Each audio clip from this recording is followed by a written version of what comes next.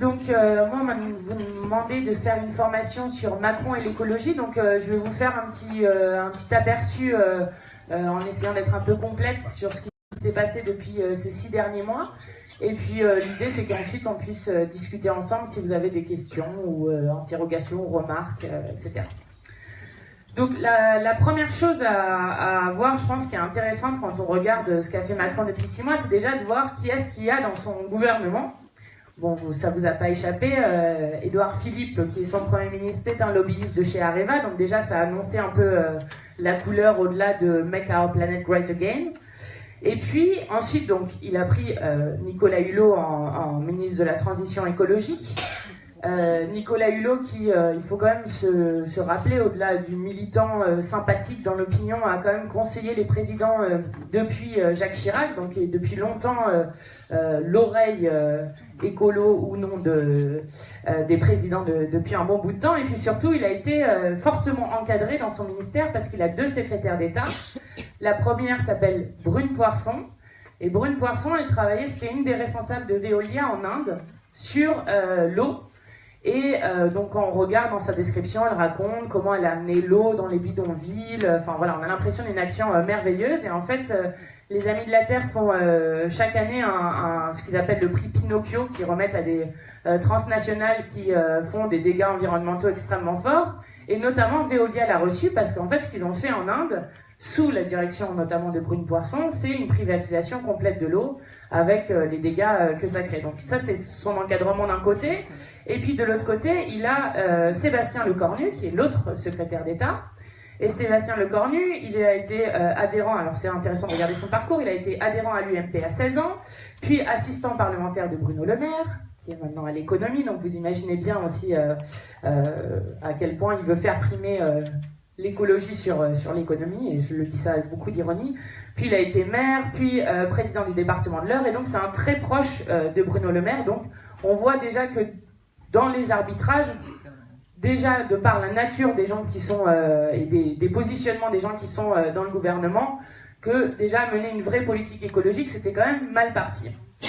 Alors je ne sais pas si vous avez vu, mais il y a quelques jours est paru dans Le Monde une tribune de 15 000 scientifiques, qui est la deuxième fois en fait qu'une tribune de telle sorte sort, parce qu'il y en avait déjà eu une en 1982 avec les plus grands scientifiques du monde aussi, et je vous lis juste la conclusion, parce que c'est intéressant à regarder. Pour éviter une misère généralisée et une perte catastrophique de biodiversité, l'humanité doit adopter une alternative plus durable écologiquement que la pratique qui est la sienne aujourd'hui.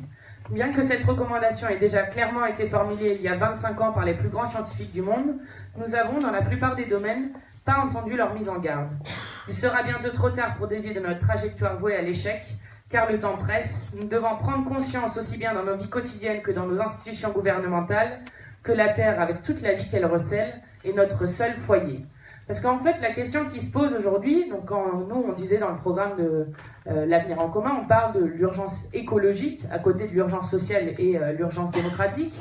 Et en fait, c'est parce qu'on arrive dans une question de temps. Et la question de temps, c'est est-ce que la Terre va être encore habitable pour les humains ? Et c'est la question de la survie de l'espèce humaine. Donc je ne sais pas si vous avez vu, par exemple cet été, il y a une étude qui est parue qui montre qu'il n'y a plus que 5% de chances de rester en deçà des 2 degrés et 1% de chances de rester en deçà des 1,5 degrés, qui était un peu l'objectif qui était fixé avec les accords de Paris, même si les accords de Paris, déjà dès le départ, avaient des engagements qui allaient plutôt vers 3,5 degrés. Et je rappelle qu'au-delà de 2 degrés, on ne sait pas ce qui va se passer, parce que les phénomènes sont cumulatifs. Donc c'est-à-dire qu'après on arrive dans un espèce d'emballement où les scientifiques ont du mal à décrire ce qui pourrait se passer. Et d'ailleurs, ce qu'on est en train d'observer aujourd'hui, c'est que ça va plus vite que ce que les scientifiques avaient prévu. Notamment en juillet, il y a un iceberg qui s'est décroché de l'Antarctique qui est grand comme la Savoie. Et c'est pas la première fois, mais on a une accélération sur des phénomènes et qui ensuite en entraîne d'autres. Donc on est dans cette urgence là aujourd'hui. Et donc, pour rester en deçà des 2 degrés, les scientifiques montrent qu'il faudrait réduire de 6% nos émissions de gaz à effet de serre tous les ans pour rester en deçà des 2 degrés. Mais on n'en est pas du tout là. Enfin, on est vraiment très très loin de ces objectifs-là. Et alors là, on a déjà des phénomènes de changement climatique qu'on peut observer dans de nombreux pays, notamment des pays du Sud. Et puis il y a notamment, on a vu aussi l'ouragan Irma, où alors là tout le monde s'affole, on voit que ça crée des énormes catastrophes humaines, financières, or on sait que les ouragans vont être de plus en plus intenses avec le changement climatique. Ça ne change pas forcément sur le nombre d'ouragans, mais en tout cas sur l'intensité des ouragans, ça augmente. Et là, dans les Caraïbes, on a eu 10 ouragans qui sont passés en 10 semaines. Donc c'est avec des dégâts énormes. Et puis on le voit avec les incendies dans le sud de l'Europe. Enfin, il y a plein de points d'alerte qui s'allument partout. Et sur, par exemple, la montée de la mer, les rapports du GIEC parlaient plutôt en 2007 d'une montée de 59 cm dans la moyenne, parce que vous savez que le GIEC, il y a les scénarios optimistes et les scénarios pessimistes.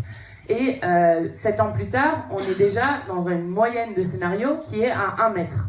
Or, c'est extrêmement important parce que 50 cm de montée des eaux, ça fait 300 millions de personnes déplacées. 1 mètre de montée des eaux, c'est 10% des terres habitables qui disparaissent, avec tout ce que ça implique sur le déplacement de population, la perte pour l'agriculture, et avec les plus grandes villes qui sont au bord des littorales. Donc, je pense que je ne vais pas continuer plus longtemps sur l'urgence dans laquelle on est, mais en tout cas, c'est important de placer ça, parce que ça place ça aussi dans le temps. Donc, c'est pour ça que nous, on dit qu'il faut une rupture immédiate de notre modèle de société. Et surtout, souvent, alors, des eurosceptiques, on en a, des climato-sceptiques, pardon, on en a de moins en moins, mais il y a quand même beaucoup de gens qui vont vous dire que finalement, la technique pourra tout régler. Je pense qu'il faut arrêter avec cette illusion de la technique qui va régler les choses. Parce que c'est faux, on n'y arrivera pas. Vous savez, il y a des scientifiques qui montrent qu'on pourrait arrêter les ouragans en mettant tel produit. Enfin bon, mais on ne sait pas ce que ça crée derrière. Vous savez, c'est comme quand il déclenche de la pluie à un endroit et puis ça fait qu'il ne pleut pas à un autre. Enfin bref, donc avec une illusion technique qui fait qu'en fait on va complètement bouleverser la planète en général. Donc là, on est à un moment où on vient de finir la COP23, qui n'a absolument rien donné, mais rien du tout. Et donc, on arrive sur un moment où les engagements qu'ont pris les États pour les accords de Paris, qui sont ce grand appel incroyable qui donne de l'espoir, ne sont pas tenus. Et je vais faire le point là sur l'instant sur ce qui s'est passé sur les 6 derniers mois de Macron et d'Hulot. Parce que ce qu'on observe, c'est que quand je vous disais que Hulot est encadré dans un cabinet et dans un gouvernement qui lui fait perdre tous ses arbitrages, franchement, trouver quelque chose de positif dans son bilan, c'est vraiment très très dur. Le seul point positif qu'il y avait, c'est qu'il avait arrêté à un moment les grands projets, ce qu'on appelle les grands projets inutiles, du type il a mis une médiation sur Notre-Dame-des-Landes, il a mis une pause sur le Lyon-Turin, mais en fait finalement quand on regarde ce qui est en train de se passer avec ces grands projets, ils sont tous en train de reprendre, ils sont tous avalisés, alors même que Nicolas Hulot, sur beaucoup d'entre eux, avait pris une position pour dire qu'il n'était pas d'accord avec ces grands projets. Donc c'est extrêmement difficile de trouver des choses positives. Donc, si on fait le bilan, on va reprendre point par point, et puis comme ça va permettre de regarder et de faire un bilan de ce qui s'est passé depuis ces 6 mois. Donc, la première chose, c'est qu'il a sabordé la taxe sur la taxation des transactions financières, qui devait permettre de justement dégager de l'argent pour le changement climatique, et notamment pour aider les pays du Sud qui vont être le plus touchés. Donc ça, il a abandonné ça. Mediapart a sorti un dossier qui montre qu'il y avait des échanges avec l'Union européenne sur l'engagement de la France sur les accords de Paris, qui montre que contrairement à l'Allemagne qui voulait des suivis réguliers des engagements, la France, elle, essaye de négocier sans que Nicolas Hulot soit au courant quand même, donc c'est quand même incroyable. Essaye de négocier qu'il n'y ait qu'une vérification des objectifs en 2027, soit 3 ans avant la date de fin des engagements.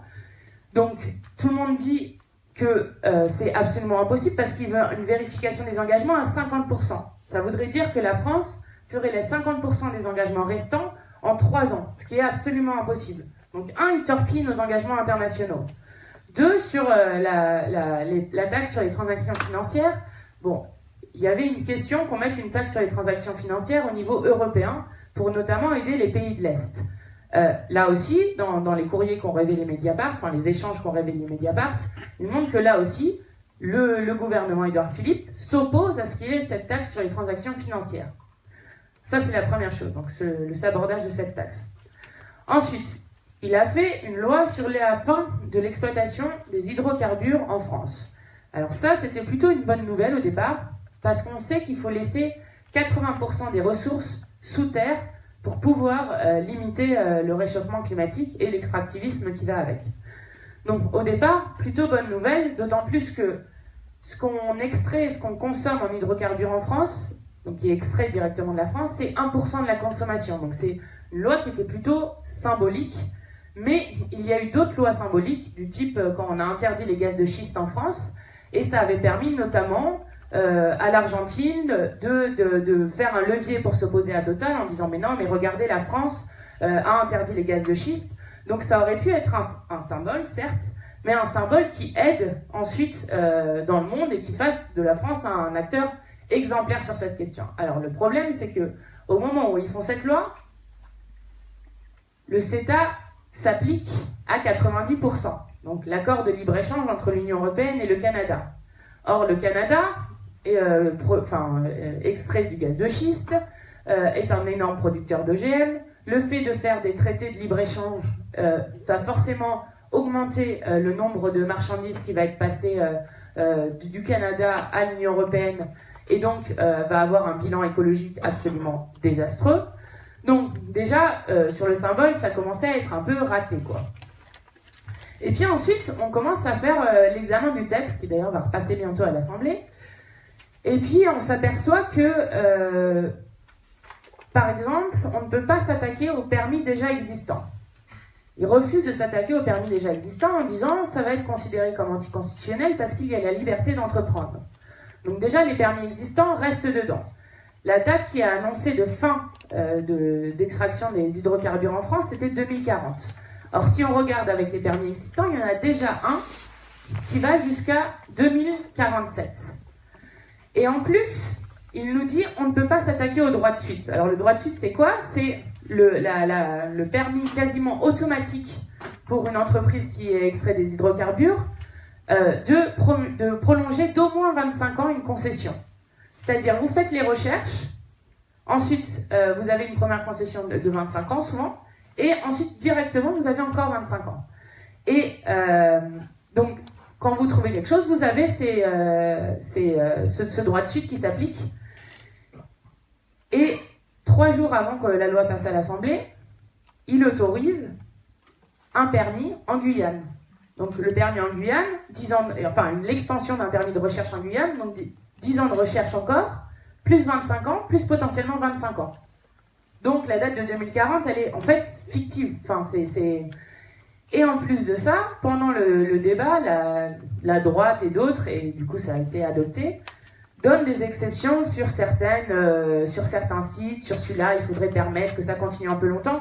Donc en fait, cette loi, elle a été vidée de son sens. Donc une loi qui était plutôt positive au départ, finalement, quand on la regarde dans les détails, eh ben, elle est complètement vide. Et d'ailleurs, il y a beaucoup d'ONG qui se sont exprimées sur cette question pour dire qu'il y avait un gros problème sur cette question. Bon, ensuite, on peut continuer avec le recul sur la définition des pesticides et au niveau européen, ce sur quoi la France n'avait jamais flanché. Hein. C'était notamment l'Allemagne qui poussait beaucoup ça avec l'industrie qu'ils ont là-bas. La France n'avait jamais cédé là-dessus. Bim, Nicolas Hulot arrive et il cède là-dessus. L'autorisation aussi de néonicotinoïdes qui sont notamment des tueurs d'abeilles. Bon, voilà, si on peut. Ensuite, en plein été, ils annoncent qu'ils réforment la PAC, qu'ils changent de pilier, et donc on supprime les aides au maintien au bio, ce qui est quand même incroyable au moment, d'ailleurs, où une des raisons pour lesquelles Hulot avait dit qu'il allait au gouvernement, une des 3 raisons officielles pour lesquelles il disait qu'il y allait, c'est qu'il voulait ces fameux états généraux sur l'agriculture. Or, ces états généraux pour l'agriculture ont été finalement récupérés par le ministre de l'Agriculture Travers, qui est pour le coup vraiment proche de la FNSEA, donc sur lequel il a perdu la main complètement. Il n'y a que 1 ou 2 ateliers sur les 14 qui sont liés à la transition écologique. Et on fait ça en plein été, donc quand les paysans sont occupés à max, et donc on n'a pas le temps. Enfin, les ONG disaient qu'en termes de manière de faire, c'était n'importe quoi parce qu'on est en plein été, parce que ça va trop vite, que c'est 3 mois, et en même temps, on envoie, parce que c'est leur expression favorite, on envoie un signal extrêmement négatif en disant on supprime les aides au bio. Donc c'est quand même c'est juste incroyable là-dessus. Ensuite, je vais vous parler des grands projets inutiles. Il y a une image qui circule sur Internet de Nicolas Hulot avec une petite pancarte qui dit non au projet CIGEO de Bure, qui est donc l'enfouissement des déchets nucléaires sous terre dans l'est de la France. Vous savez, il y a un collectif citoyen qui est extrêmement actif contre ce projet et qui subit d'ailleurs une répression assez violente.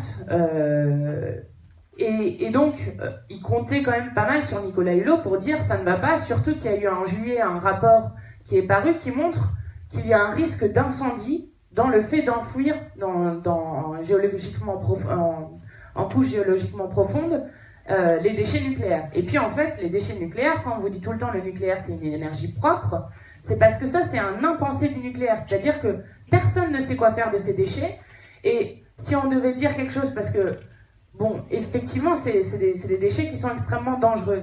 Mais le fait de les enfouir sur Terre, là où on ne peut pas les surveiller, ça pose quand même un problème extrêmement grand. Donc, au moins les stocker en surface, et quand on dit ça au cabinet Hulot, ils nous disent « mais on ne va pas surveiller pendant des centaines de milliers d'années les déchets nucléaires ». Ben, en fait, si. Vous faites le nucléaire, donc à un moment, il faut assumer les conséquences derrière. Donc, sur Bure, on espérait que Nicolas Hulot allait se positionner en disant qu'il était contre ce projet, puisqu'il l'avait déjà exprimé, pour finalement dire, il y a une ou 2 semaines, que c'était la moins mauvaise des solutions. Donc il a lâché aussi là-dessus. Autre grand projet inutile qui avait été mis en point d'arrêt, c'est le projet du Lyon-Turin. Le projet du Lyon-Turin, donc il y a un partenariat public-privé, pour ceux qui connaissent ce système-là, qui est absolument démentiel, où c'est toujours le public qui paie et puis le privé qui engrange les profits. Donc il y a le PPP le plus cher de France, à 26 milliards, entre la France et l'Italie. Ce projet, ça a été montré maintes fois, là aussi il y a un collectif d'opposants, est complètement inutile, puisque tout ce qu'on peut passer par le nouveau tunnel là qu'ils feront pourrait déjà passer à 80% sur les voies existantes. En plus, ils nous disent que leur priorité maintenant, c'est la rénovation des voies existantes, qui est absolument nécessaire, ça on est d'accord là-dessus, parce que vu l'état du ferroviaire en France, c'est super important de faire ça. Sauf qu'on sait que le Lyon-Turin va bouffer pratiquement toutes les ressources qui peuvent être allouées au ferroviaire. Donc on est sur un moment où plutôt que de favoriser le ferroutage, donc le fait de mettre des camions sur des trains, d'ailleurs c'est intéressant parce que tout le monde parle du ferroutage, personne ne sait exactement comment il peut être fait, alors qu'il y a des solutions très sérieuses qui sont faites là-dessus. Donc on décide de mettre de l'argent dans un énorme projet inutile qui écologiquement va avoir des conséquences aussi. Ils l'avaient mis en point d'arrêt, ils ont annoncé au sommet franco-italien que finalement ils allaient continuer là-dessus. Oui, bon, et puis après il y en a d'autres, il a autorisé de prolonger la concession pour Veolia sur la plage de la Baule, donc, alors qu'on aurait pu arrêter la privatisation de cette plage. Il a autorisé une autoroute à Rouen. Donc sur ces grands projets-là, on peut en citer beaucoup. Ensuite, sur le budget. On est sur un budget qui n'est pas du tout à la hauteur de la transition écologique qu'on devrait faire. Et il y a un point, je pense, qui est extrêmement important, parce que ça permet de comprendre ce qui se passe là-dessus, c'est ce qui se passe sur la taxe carbone. Ils veulent augmenter le prix du carbone, ce qui est plutôt pas mal dans une conception écologique. Sauf que, sur cette taxe carbone, ils décident que ça va peser seulement sur les ménages. Ce qui est absolument effarant quand on voit les chiffres, puisqu'on sait que 90 entreprises sont responsables des 2/3 des émissions de gaz à effet de serre qui ont été faites dans l'histoire. Parce que, pourquoi ils font peser ça que sur les ménages? Parce que les grandes entreprises qui sont déjà à l'international et qui sont sur le quota du marché du carbone sont exemptées de la hausse de taxe carbone. Or, on sait que ces grandes entreprises paient un prix du carbone qui est moins élevé que ce qu'ils paieraient s'ils avaient cette taxe-là. Ensuite, sont exemptés les routiers. Donc, vous voyez bien qu'on ne va pas vers un changement de déplacement et de moyens de transport polluants. Et surtout, et alors ça c'est vraiment la meilleure, sont exemptés le kérosène et donc l'avion, qui est quand même le moyen de transport le plus polluant. Et quand on leur dit ça, ils nous disent oui, mais il faudra voir ça à l'international, la France ne peut pas tout toute seule. Oui, enfin bon, à un moment, il faut quand même commencer à agir, parce que sinon, on n'y arrivera pas, quoi. Donc, en fait, ça ne va peser que sur les ménages. Bon, ensuite, vous avez vu, Hulot a reculé récemment sur l'objectif de 50% du nucléaire en 2025. Donc il a dit que ce n'était pas tenable. Alors quand même le comble du comble, c'est que la raison pour laquelle il dit qu'on n'arrivera pas à ces 50%, c'est parce qu'on va en fait augmenter nos émissions de gaz à effet de serre en utilisant et en ne fermant pas les centrales à charbon. Sachant que c'est très marrant pour plusieurs raisons. La première raison, c'est que le Premier ministre se bat pour qu'on ne ferme pas la centrale à charbon qui est dans son ancienne ville, Le Havre. Donc déjà, on sent les intérêts contradictoires du gouvernement dont je vous parlais tout à l'heure.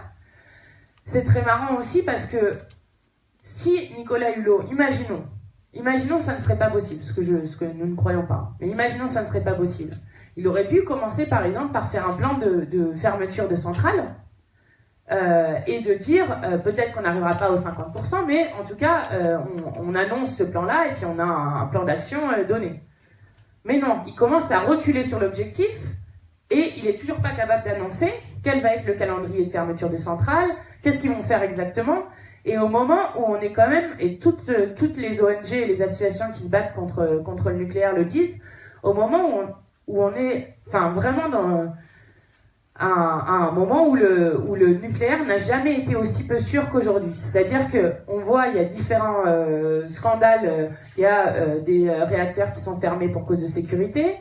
Les réacteurs ne sont pas du tout adaptés au changement climatique, c'est-à-dire que, imaginez, il y a une sécheresse à un endroit, du coup, le cycle de refroidissement ne peut plus se faire, donc soit il ferme, soit on arrive vers une catastrophe.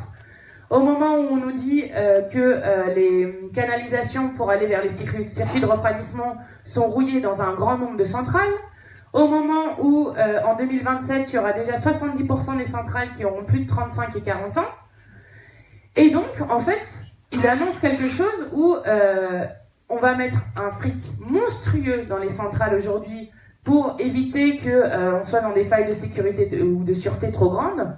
Et donc, c'est tout ce qu'on ne mettra pas dans la transition écologique. C'est tout ce qu'on ne mettra pas dans les énergies renouvelables.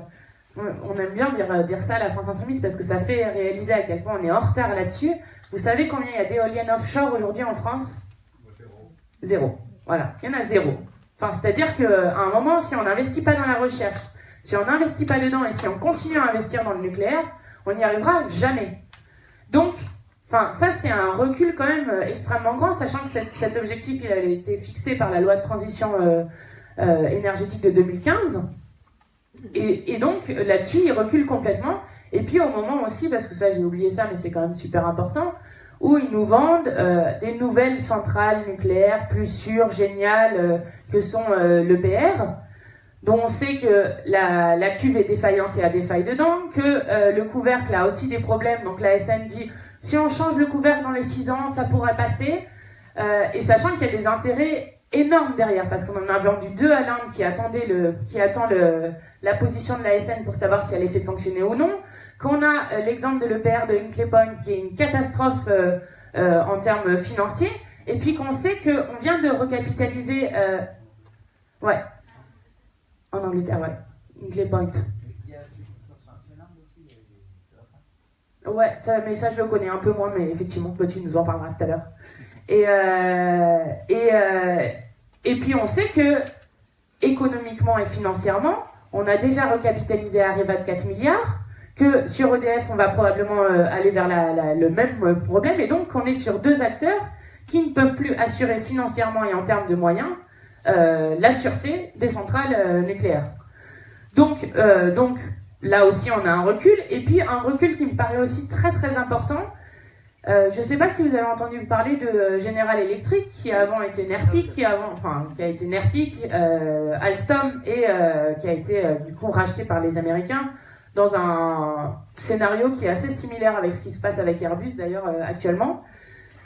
Et donc, à General Electric, c'est eux qui ont fait pratiquement 70% des turbines des barrages donc de l'énergie hydraulique dans le monde.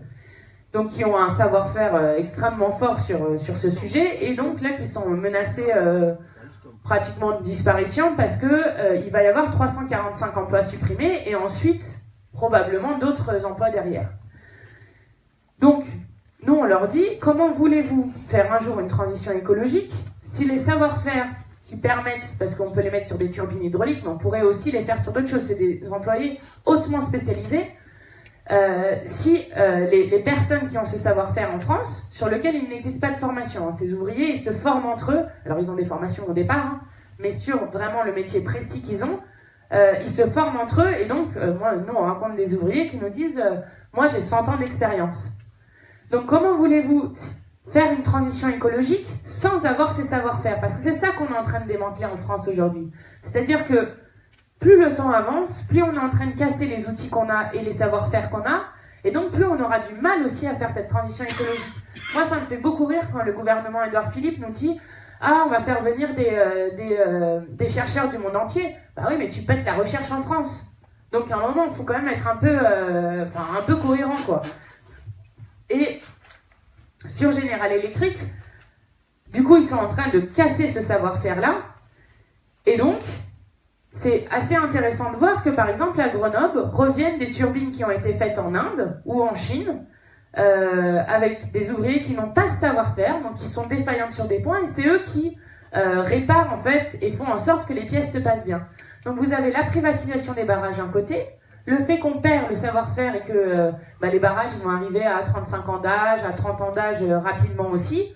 Donc on ne saura pas refaire les turbines, et les turbines vont être faites par des ouvriers qui n'ont pas les mêmes spécialisations, et donc avec potentiellement des dangers pour la population derrière qui peuvent être extrêmement grands. Et dans la même idée que la perte d'expertise, cette fois-ci publique, qu'on est en train de perdre, je ne sais pas si vous connaissez le CEREMA, qui est une sorte de bureau d'expertise publique. Le CEREMA, il avait été créé pour à la fois conseiller l'État et les collectivités. Alors, on l'a beaucoup attaqué, donc il conseille un peu moins les collectivités, mais pour vous donner un exemple de ce qu'il pouvait faire, par exemple, il y avait une commune qui les a appelés parce qu'ils avaient une espèce de passerelle, et le privé leur a dit « cette passerelle va s'écrouler ». Ils regardent, ils payent un premier devis, je crois qu'ils ont payé 150 000 euros, je ne sais pas combien ils ont payé, et puis le privé faisait que de remettre des devis sur la table, donc au bout d'un moment, ils ont appelé le CEREMA en disant « écoutez, on a besoin d'une expertise, venez voir cette passerelle ». Le CEREMA expertise la passerelle et dit « il n'y a aucune raison que cette passerelle s'effondre ». Donc le CEREMA, grâce à son expertise publique, a permis de sauver de l'argent public et de faire en sorte que les collectivités ne se fassent pas entuber par du privé. Et le CEREMA, ça a été créé à la base pour qu'il y ait des expertises conjointes, c'est-à-dire que eux, quand ils regardent une route, ils sont capables de regarder la biodiversité à côté, ils sont capables d'avoir une vision en tout cas systémique et globale des sujets. Or là, ils vont supprimer la direction d'Île-de-France d'ici 2022. Ils vont supprimer 25% des effectifs d'ici 2022 en général, donc la direction Île-de-France finit. Donc on ne sait pas comment ils vont faire pour faire face aux grands projets, qu'on soit pour ou contre, mais comment va-t-on faire pour faire face aux grands projets d'Île-de-France du type les Jeux Olympiques, les projets des Grands Paris. On ne sait pas qui va entretenir les routes de la même manière que le faisait le CEREMA avant. Et donc, on est en train de casser cette expertise publique. Et quand même, la direction d'Île-de-France, ça c'est un peu un détail, mais ça montre bien aussi comment c'est pratiqué aujourd'hui.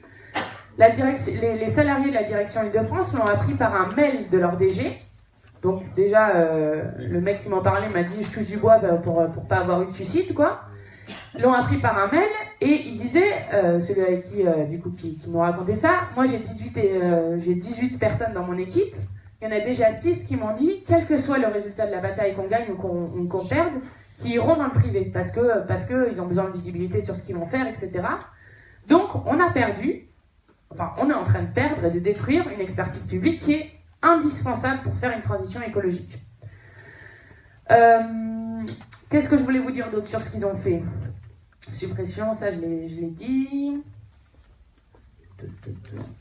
Ah, il y a eu le glyphosate, effectivement, qui est aussi extrêmement important. Et le glyphosate, c'est très intéressant.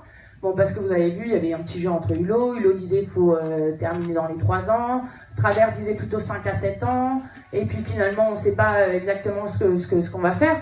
Parce que c'est intéressant parce que le glyphosate, avec le scandale qu'il y a autour, sachant qu'en fait, le glyphosate, ça revient aux phytos, à la question des phytos en général, dont certains sont tout aussi, voire plus dangereux que le glyphosate d'ailleurs. Et en fait, ça revient à la question que oui, aujourd'hui, nous n'avons pas d'alternative concrète à proposer aux agriculteurs sur le glyphosate, c'est vrai. Mais du coup, ça veut dire qu'il faut remettre profondément en cause le système agricole qu'on a. C'est obligatoire. Donc, mais sauf qu'ils ne vont pas être prêts à faire ça, donc ils vont essayer de tourner ça en disant oui, les agriculteurs vont manifester. Sauf que si on n'a pas un plan immédiat de savoir comment on sort de cette agriculture qui en gros nous empoisonne, eh ben on n'y arrivera pas. Donc on a bon là j'ai fait une petite liste des reculs, mais on a un bilan des 6 mois qui est un bilan d'inaction, un bilan de refus que l'État occupe un rôle stratégique et pilote dans cette transition écologique, et un bilan pour Nicolas Hulot qui est absolument catastrophique. Enfin, c'est absolument catastrophique. Il y a pas grand-chose à sauver dans ce qu'il a fait. Et alors nous, quand on disait planification, souvent les gens sautaient au plafond, vous êtes des soviétiques, etc. On aime bien rappeler, nous, qu'en 1945, après la guerre, il y a eu un commissaire au plan qui avait été fait pour justement planifier la reconstruction et puis comment on faisait l'économie, enfin comment on orientait l'économie. Et moi j'aime bien rappeler qu'un des derniers commissaires au plan, c'était quand même Henri Guénaud, qui, on le sait, est un vrai bolchevique. Hein. Donc, et justement, le nucléaire, c'est le meilleur exemple de planification qui existe. Parce que le nucléaire, c'est une planification d'État pour imposer cette énergie. Donc c'est pour ça que pour revenir sur cette énergie, il faut aussi aller vers une planification. Ah si, et puis important aussi, et un dernier point dans le bilan qu'ils ont, on sait que pour aller vers une transition énergétique, il y a à la fois la question des énergies renouvelables, mais il y a aussi les questions de la sobriété, donc de la baisse de consommation et de l'efficacité énergétique. Et notamment dans l'efficacité énergétique, il faut parler des logements. Sur les logements, ils ont prévu là d'en rénover 75 000 par an. Or, si on se base plutôt sur les scénarios Negawatt, qui est une association qui a fait des scénarios très précis et chiffrés sur comment sortir du nucléaire et qui montre que, au contraire de ce que dit le gouvernement aujourd'hui, c'est tout à fait possible, il faudrait en rénover à peu près 700 000 par an. Donc on est sur à peu près 10% de ce qu'il faudrait faire. Donc on est très très loin du compte. Et puis surtout, alors là j'ai pas la phrase sous les yeux, mais elle est assez extraordinaire. Ils veulent baisser les normes écologiques sur la construction de logements pour soi-disant construire plus rapidement. Et alors la phrase de Macron est extraordinaire, c'est genre on va me crier dessus parce que je veux, je sais plus comment il dit ça, je veux rediscuter les normes écologiques et d'accessibilité aux personnes handicapées, mais à un moment il faut être pragmatique. Enfin c'est assez incroyable. Bon, donc ça c'est sur le bilan général. Et puis surtout, ce que nous on fait que de répéter au gouvernement, c'est que l'écologie c'est pas un secteur à part. C'est-à-dire que quand Nicolas Hulot nous dit oui mais moi j'essaye de gagner quelques petites avancées, oui sauf que tu gagnes les petites avancées, sauf que l'écologie, enfin la crise écologique, elle est interdépendante avec la crise sociale et la crise démocratique. Elle est interdépendante, et puis en plus tu es dans un gouvernement qui va complètement à l'encontre. Je veux dire, quand on fait le CETA, on peut faire toutes les mini-avancées qu'on veut, on est devant un désastre écologique. Et donc, si on prend quelques grandes lois qu'on fait, ou même pas en loi d'ailleurs, puisque nous les avons passées en ordonnance, mais qu'on fait le gouvernement, par exemple, si on prend les ordonnances Macron sur le travail, ça va augmenter les inégalités de richesse. Or, on sait que plus on augmente les inégalités de richesse, plus c'est écologiquement désastreux, parce qu'on sait que par exemple les 1% des plus riches polluent 175 fois plus que les 10% les plus pauvres. On sait que 10% des plus riches ont produit 50% des émissions de CO2 dans le monde.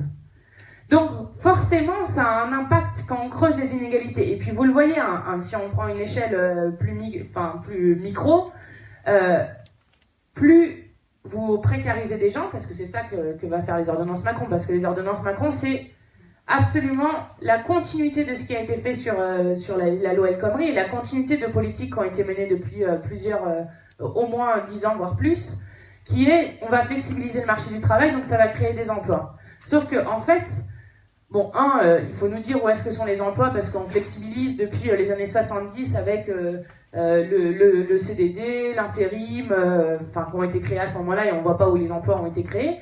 Et puis deux, ça ne prend jamais en compte le fait qu'il y a une pénurie d'emplois dans le pays. Parce que quand on vous parle souvent des offres non pourvues, avec cette idée qu'on individualise les problèmes, c'est-à-dire, en fait, t'es un chômeur, c'est de ta faute parce que t'as mal travaillé à l'école, parce que t'es pauvre, parce que machin, et puis quand on veut chercher de l'emploi, on en trouve. Mais ça, c'est prouvé par des chiffres, c'est absolument faux. Quand vous prenez les offres d'emploi non pourvues, vous avez 285 chômeurs pour une offre d'emploi non pourvue. Et les offres d'emploi non pourvues, en plus, c'est souvent du travail qui n'est pas forcément des conditions de travail dignes. Donc, le fait qu'il y ait une pénurie d'emploi en France, et l'idée qu'il faut le relancer par une activité qui est écologique et socialement utile, c'est pour ça que nous, dans la transition écologique qu'on propose, il y a toute cette création d'emplois aussi qui est faite, parce que c'est un moyen de répondre à l'urgence sociale. Et ça, c'est un impensé, mais un impensé complet de ce gouvernement qui va dans une orientation idéologique absolument désastreuse. Et donc, vous précarisez les gens qui, du coup, sous contrainte financière, vont aller acheter à Lidl les produits qu'ils peuvent, etc., qui sont produits à l'autre bout du monde, donc déjà, qui sont transportés, donc qui augmentent le transport de marchandises, donc qui augmentent les émissions de gaz à effet de serre. Et puis, du coup, les modèles Lidl, ça précarise encore plus les gens. Et bref, on est dans un cercle vicieux constant où on n'en sort jamais, à part en nivellant tout le temps plus par le bas. Donc, le gouvernement Macron aussi, si on prend sur le côté interdépendant, il continue vers la politique de l'offre, la compétitivité à l'exportation, c'est ce dont je vous parlais avec le CETA, qui est aussi un désastreux en termes écologiques. Et puis, je lisais un article il n'y a pas longtemps sur Reporter sur le lien entre évasion fiscale et optimisation fiscale et écologie. Parce que quand vous avez 80 milliards de fraude fiscale aujourd'hui en France, alors il y a des scandales qui égrènent l'actualité à chaque fois, donc tout le monde est offusqué, c'est scandaleux, etc. Et puis après, derrière, rien, à peu près rien. Donc 80 milliards qui s'en vont, c'est tout ce qu'on ne met pas dans la transition écologique aussi. Et puis c'est intéressant de voir comme les entreprises extractivistes s'en sortent bien, par exemple sur l'optimisation fiscale, parce que c'est ça un peu la caractéristique quand même des Paradise Papers, c'est que on a une évasion fiscale massive qui est dénoncée avec des noms, etc., dans ces Paradise Papers, mais qui est légale. Et quand on leur dit, vous n'avez pas envie de vous interroger un peu sur le droit, quand il y a 20 milliards comme ça qui partent de France, du coup qui n'arrivent pas dans les caisses de l'État, Et donc total en 2015, j'ai regardé, chiffre d'affaires 156 milliards d'euros, bénéfice 4,7 milliards d'euros, impôts payés en 2015, 0 euros, parce qu'ils ont une trentaine de filiales dans les Bermudes, et donc ils s'arrangent pour ne rien payer du tout. Donc, on est dans une politique du gouvernement global qui pense que l'économie doit prévaloir sur l'environnement. On est dans une politique du gouvernement qui pense qu'il ne faut surtout pas faire partir les riches et leur faire des cadeaux qui s'élèvent pratiquement jusqu'à entre 10 et 15 milliards dans le budget actuellement, mais qu'en même temps on peut faire la chasse aux pauvres parce que vous avez entendu les multirécidivistes du refus pour les chômeurs, donc il utilise un terme quand même qui est un terme pénal, c'est des délinquants quoi. on prend les 5 euros, puis les 50 à 60 euros d'APL pour les plus précaires. On hausse la CSG qui va appauvrir notamment les retraités. Enfin bref, donc on est sur une idéologie du gouvernement Macron qui est tout sauf aller dans le bon sens de la transition écologique. Donc la question c'est d'arrêter avec ces politiques de court terme. Parce que, en fait, par exemple, le fait que les prévisions disent qu'en 2050, on aura 250 millions de réfugiés climatiques, ça, personne n'en parle jamais. On n'anticipe rien là-dessus. Et du coup, ça va être un facteur de guerre, ça va être dangereux pour notre démocratie. Et c'est quelque chose qu'on n'anticipe absolument pas. Donc, nous, pour aller un peu sur ce que nous, on propose, et puis je m'arrêterai là pour qu'ensuite on puisse plutôt discuter. En fait, il y a une question de temps dans cette question écologique, et il y a un... Moi, je me rappelle que quand j'ai commencé à bosser beaucoup plus sur ce sujet, parce que moi, je suis d'abord rentrée par la voie associative sur les questions de pauvreté. Quand j'ai commencé à travailler sur les questions d'écologie, il y a un côté presque déprimant en fait à ça, parce que c'est accepter que l'espèce humaine est en train de se détruire elle-même, et avec des chiffres qui sont toujours plus alarmants, avec des situations qui demanderaient des ruptures mais radicales qui ne sont absolument pas faites. Et en même temps, l'écologie, c'est ça qui donne du sens aussi à ce qui pourrait être fait comme projet de société, et je pense que c'est important de le prendre comme ça aussi, comme quelque chose qui donne du sens à un projet de société que nous on veut mettre en place. Et dans les choses que nous on voudrait faire très, très, très concrètement, déjà c'est remettre l'État comme un acteur stratégique comme planificateur écologique de transition énergétique, parce que sinon en fait on va pas y arriver. Il faut un acteur public fort qui détermine les priorités, qui pose des calendriers, qui organise, tout comme on a organisé l'avenue dans le nucléaire, qui organise la sortie du nucléaire, qui organise et qui permettent de sortir de ce modèle extractiviste, consumériste, etc. dans lequel on est. Nous, on dit, une des premières choses à faire aussi pour permettre de faire cette transition écologique, c'est qu'il faut changer le fait que le droit commercial prime toujours sur le droit humain et le droit à l'environnement. Et notamment, une des propositions que nous, on a dans le programme, c'est d'inscrire la règle verte dans la Constitution, c'est-à-dire le fait de ne pas pouvoir prendre plus à la terre que ce qu'elle peut produire, et notamment qui permettrait d'interdire, parce que ça servira à quoi concrètement, qui permettrait d'interdire les projets du type Europa City, Val Tolosa, donc les hyper grands centres commerciaux qui sont construits, qui permettrait d'interdire Notre-Dame-des-Landes, et qui permettrait qu'on ait un point d'appui dans la Constitution pour faire primer des choses d'intérêt général. Parce qu'aujourd'hui, c'est absolument impossible. Quand vous regardez la loi hydrocarbures dont je vous parlais tout à l'heure, on vous répond toujours liberté d'entreprendre, liberté d'entreprendre, liberté d'entreprendre. Donc le droit commercial prime. Et d'ailleurs, ce qui est en train de se passer avec le CETA, je pense que vous en avez tous entendu parler, mais c'est vraiment important de remettre une couche dessus. Dans le CETA est prévu notamment le fait de faire des tribunaux d'arbitrage où les transnationales peuvent attaquer les États sur des décisions qui sont prises. Par exemple, l'Égypte, je vous donne cet exemple pour vous montrer à quel point ça peut aller loin en fait. L'Égypte a été attaquée par Veolia parce que suite à ce qu'on a appelé les printemps arabes, ils avaient augmenté leur revenu minimum de 41 à 72 euros, enfin, c'est l'équivalent des euros par mois, donc on est quand même sur un revenu minimum qui est quand même très très faible. Et Veolia a attaqué l'Égypte en disant que c'était contraire à son droit commercial parce que ça a augmenté ses coûts, donc vous voyez jusqu'à où on peut aller quoi. L'Allemagne a été attaquée d'ailleurs quand elle a décidé de sortir du nucléaire. Donc ça veut dire que concrètement la souveraineté nationale de faire des choix écologiquement responsables sera attaquée par les transnationales si on laisse faire ces accords-là. Bon, déjà il y a déjà des failles d'ailleurs dans le... Mais donc, en tout cas, remettre dans la Constitution la primauté de l'intérêt général sur le profit des transnationales. De toute façon, vous avez le petit livre que vous pouvez trouver à l'accueil. T'as vu, je fais de la pub, Lise. Sur la transition écologique, il y en a plusieurs aussi sur notre programme. écologie. Et puis, une des propositions fortes aussi, c'est le protectionnisme solidaire. C'est-à-dire de dire qu'on ne veut pas que puissent rentrer en France des marchandises qui sont produites dans n'importe quelle condition, par des enfants, dans des conditions écologiquement absolument désastreuses, sans être taxées, parce que sinon, on est toujours dans le dumping social, le dumping environnemental, le dumping... Donc, on continue sur un modèle qui ramène tout le monde vers le bas.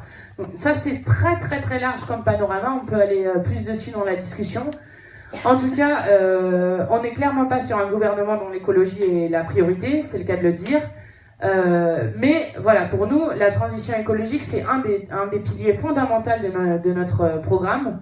Et je pense que c'est ça qui donne du sens aussi à ce qu'on fait et qui nous permet d'avoir cette trame pour construire un autre avenir. Voilà. Merci à vous.